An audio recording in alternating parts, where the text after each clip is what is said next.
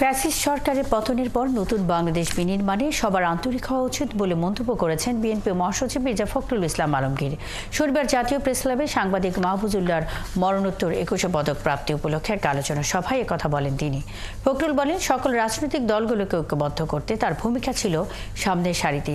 দীর্ঘদিন ধরে ফ্যাসিবাদের বিরুদ্ধে যে লড়াইয়ে ছাত্র জনতা জিতেছে তার ভিত্তি গড়তে মাহফুজুল্লাহর ভূমিকা অনস্বীকার্য ছিল। বিএনপি মহাসচিব আরও বলেন, কালোকে কালো আর সাদাকে সাদা বলার সৎসাহস মাহফুজুল্লাহর ছিল। বাসযোগ্য দেশ গড়তে সবাই একসাথে কাজ করলে তার আশা পূরণ হবে বলে মনে করেন মির্জা ফখরুল।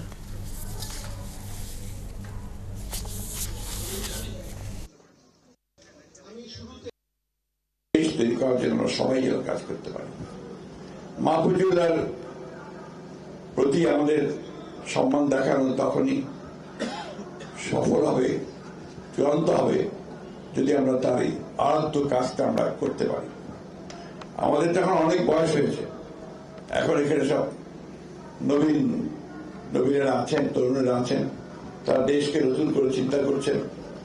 কিন্তু সেই চিন্তার মধ্যে কিন্তু সবসময় একটা জিনিস আমার কাছে মনে হয়, এই কথাটা মনে রাখা সকলের দরকার, যে মাহবুবুল্লাহর যে কন্ট্রিবিউশন অথবা তারও আগে এই দেশকে সুন্দর করার জন্য যাদের অবদান, সেই অবদানগুলোকে যেন আমরা কখনোই ভুলে না করি, কারণ এদের কাজের উপরে কিন্তু আমরা দাঁড়িয়ে আছি।